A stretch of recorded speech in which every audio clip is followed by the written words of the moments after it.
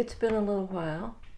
I feel like I've been in some kind of a time warp or, down the wormhole or up the worm's hole or. Um, so there's something perhaps about like, it's not linear anymore if it ever was. There's a lot of recursive energy. You go forward, you loop around, you go forward, you loop around, you go back. Um, and the other thing I just was feeling so strongly lately is um,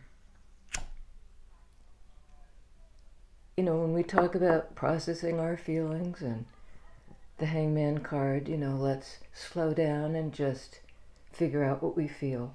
Part of the deal is there's the feelings blur into each other. I mean, how close are uh, laughter and pain? I don't know about you, but my whole family does a kind of laugh cry thing where something's so funny you just start to weep, or you're weeping and suddenly the thing tips a little bit and you're uh, hysterically laughing. I had a friend in school who would laugh wildly and inappropriately at things that were sad, that hurt her. Somebody else would say something really poignant and she'd just start laughing and couldn't stop. And I understood it for some reason, and I tried to explain to other people, this is just her way. This is her way of processing it. This is her way of processing pain. I mean, look at comedians who... So I think that's true with, a lot of emotions, the love, hate, sad, joyful. There's no clear delineation, and the more we try to make it clear, the screwier it gets.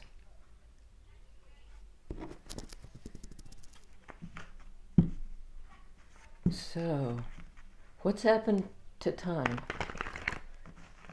And how do we sort out feelings that are so natural? I mean, we can sort them out, but we can never sort them till they're absolutely razor edged. It's this versus that. I mean, I don't think that's possible. So we have to live with a certain degree of, it's both things.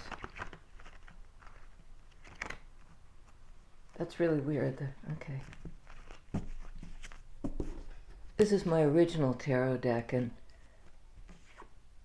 High Priestess, card of Cancer. These two opposites.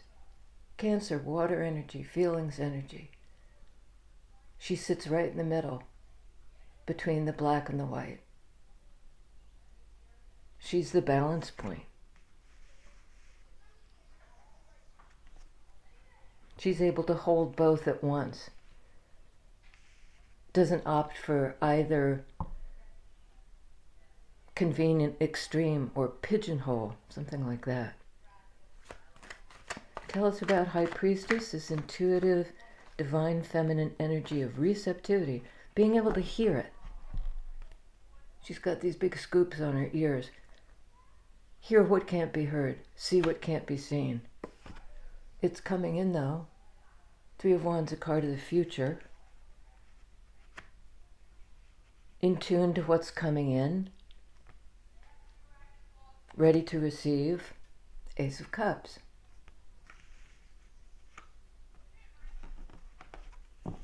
Peeps. Pretty fast. 3 days, 3 weeks. Oh dear. Well, she feels this too. He, she, they. Been in sadness, been in regret. This is a card of optimism. Ready to receive what's coming in, what I've manifested. An opportunity for love. But she sits between the black and the white, between loss and optimism, maybe? Ace of Swords.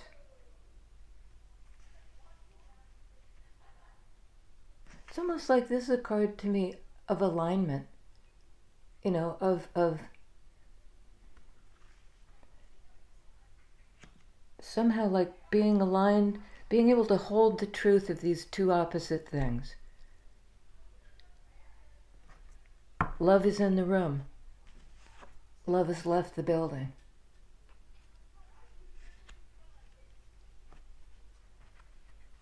Love is in the room. Nine of Wands. It's that somebody told me I should hold the cards up longer so you can see them, and I'll try, but when I put them back down on the board, I'm seeing their relation to the other cards in the context of the rest of the cards. So I'll try to hold it up a little longer, but I can't read that way. This is somebody who can't, who's tried and is tired now. They need to rest.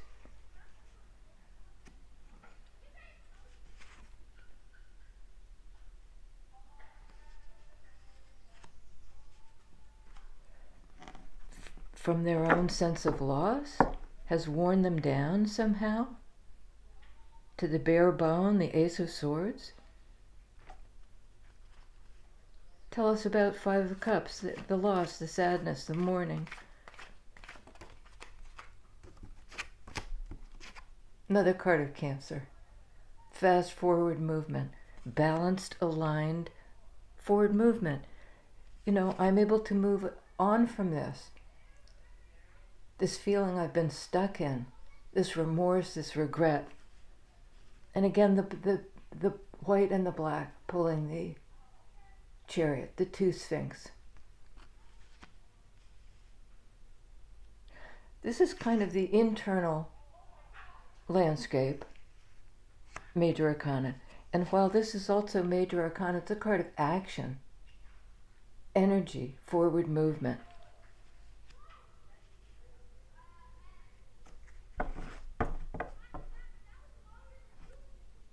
On Nine of Wands, Page of Pentacles. I think this is somehow like the last push, the last effort I can give. One more time, I'll offer this opportunity in 3D, something we could build. I'm exhausted, Nine of Wands, but here it is. It's like I scrape up the last bit of energy, or it's kind of a last chance energy to me. High Priestess, what say you, High Priestess, about this Nine of Wands, Page of Pentacles, hanging in there for this last chance? Six of Pentacles.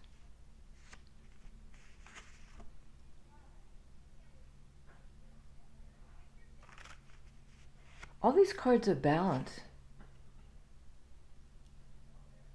High Priestess, Chariot, Six of Pentacles. You see the scales are right there. It's a card of giving and receiving, of 3D help and exchange. It's the energetic exchange that's balanced. It's balanced.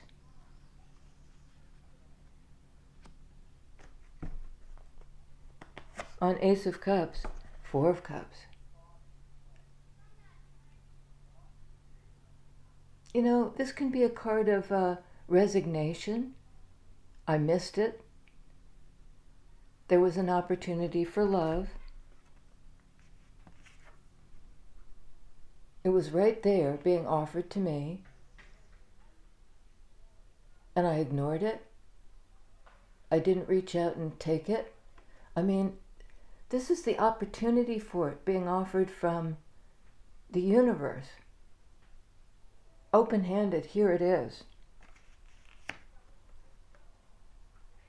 And I didn't see it.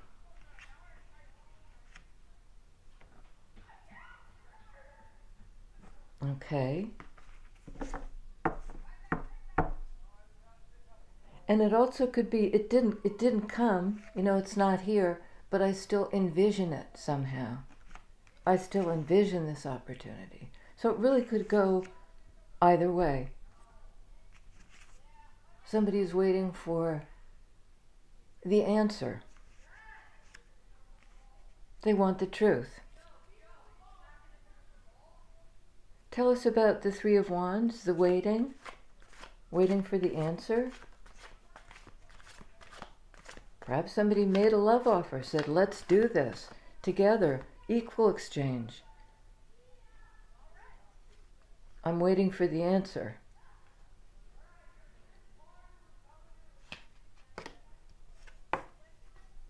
Justice. Other card of balance. The scales are right there. Card of Libra. I'm waiting for justice. I'm waiting for balance. I'm waiting for something to become clear. I can't see it yet.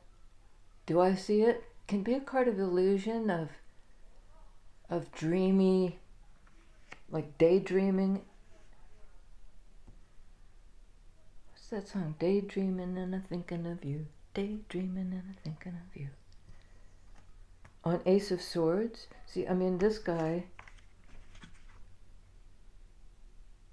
Ace of Swords comes right under that Libra energy of waiting for the answer, waiting for the truth.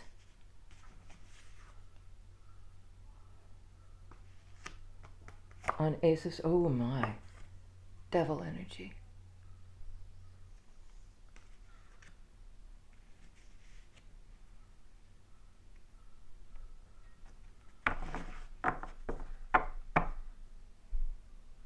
Well, the devil card in Rider-Waite is like the inverse of Lovers. You have the two people chained to the pedestal upon which the devil sits, this weighty, stuck energy of Capricorn.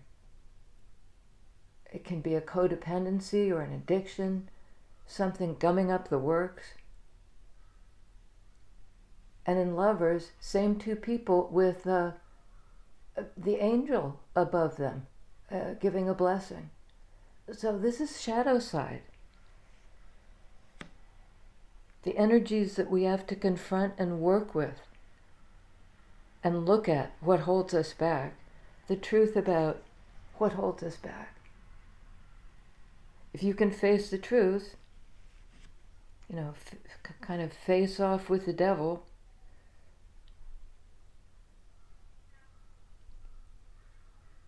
and set yourself free, because I see this as sort of like what cuts the chains.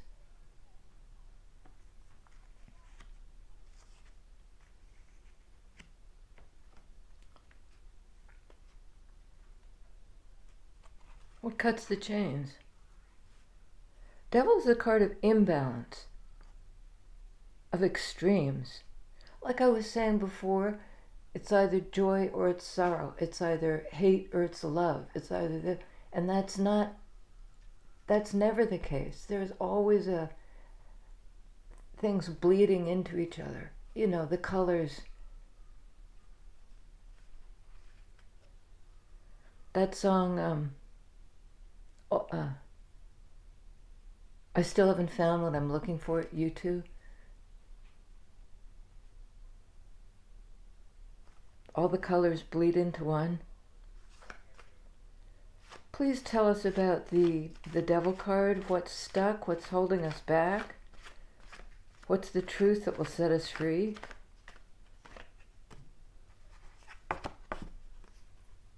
Two of Wands. Well, a decision needs to be made. We've got that Three of Wands, justice.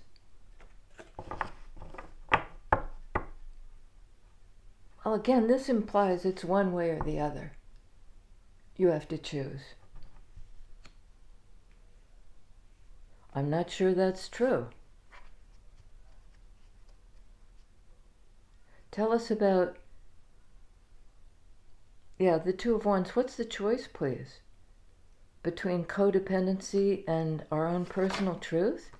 Oh my, see, that's what I'm talking about. That's that devil card, inverted.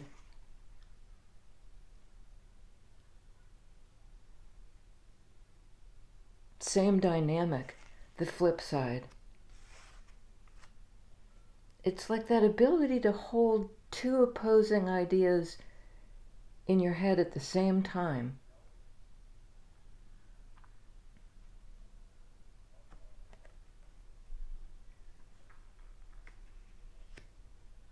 But there is an implication that there's a choice. One way leads you further into codependency, the other into a more balanced reciprocal relationship, where you're connected to each other. That's the principal dynamic. Not that you're both chained to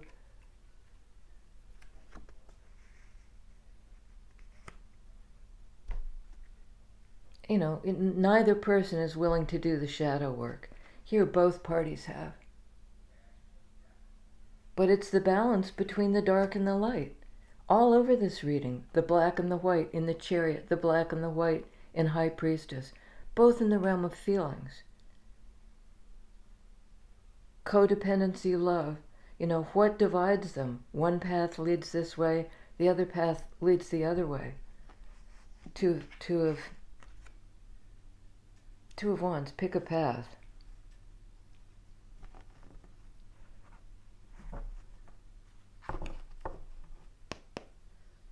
Queen of Wands.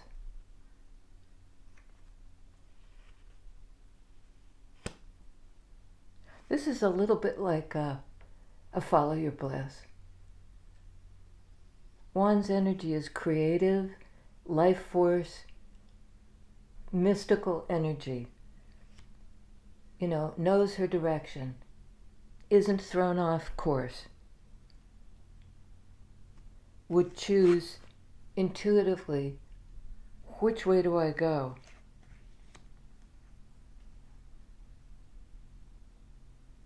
Lover's card itself indicates the need, or indicates a choice. In old tarot decks it was called the choice, not the Lovers.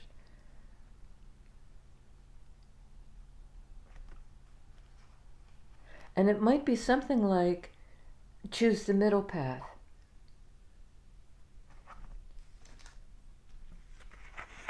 Here we have the sword of truth, right?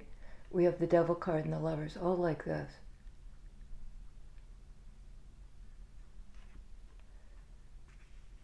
The truth is the middle path. In Buddhism, there's always this aim to hit for the middle path, neither extreme.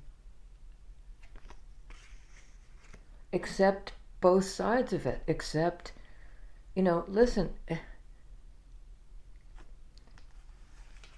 on the 3D level of our existence,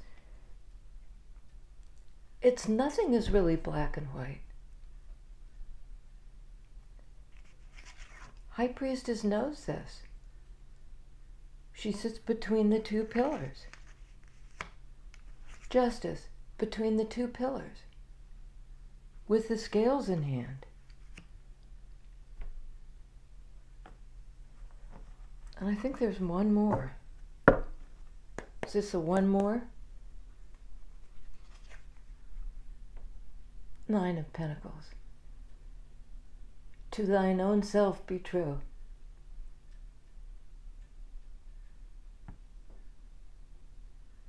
This is somebody who stands stably in place, knowing themselves, knowing their value, with a certain purpose and authenticity, declaring, here I am.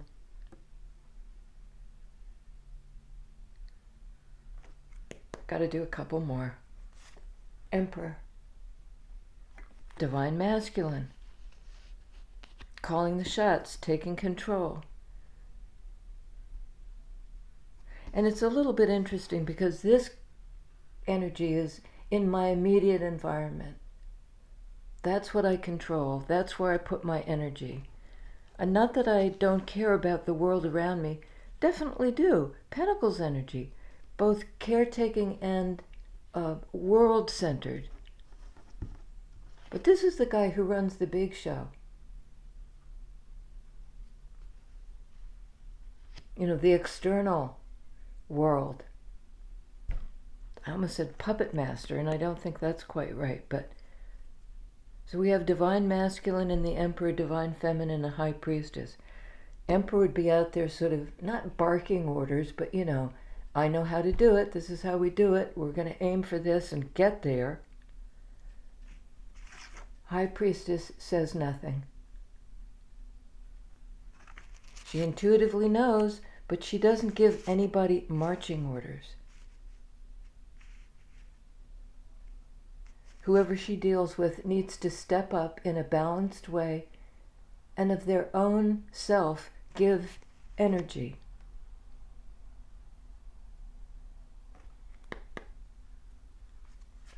Hierophant. Card of higher power. Of this kind of organizational entity. Hierophant can be that, you know, that the hierarchy, the system. An emperor runs the system, runs the hierarchy. I wear the hat.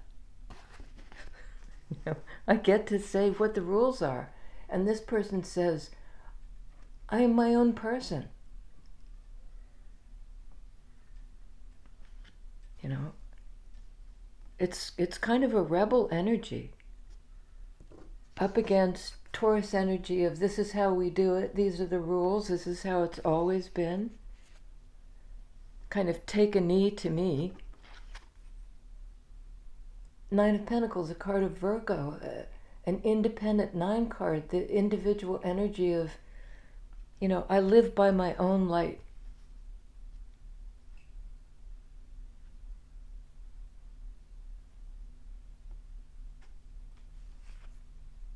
Very much like Queen of Wands. Somebody may be forced to make a choice between going with the crowd, with the blueprint, or standing their ground, earth energy ground.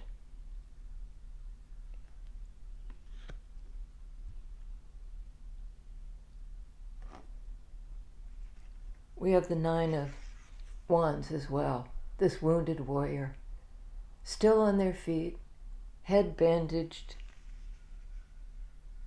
and giving a bit of side-eye to this Page of Pentacles. Perhaps the last chance. 9 of Wands, 9 of Pentacles. You know, not only on their feet still, but having rebuilt themselves into that kind of stability and security.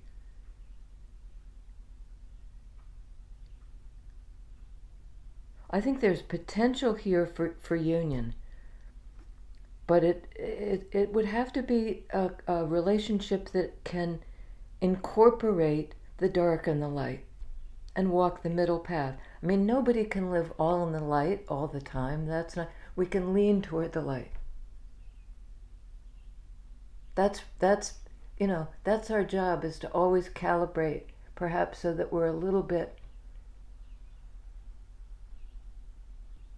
leaning toward the light. You know, driving the middle road, but emotionally always looking for equilibrium. To be able to stand up. It's not really rage against the machine, but it's stand up to the powers that be, and would presume to tell you your place in the world.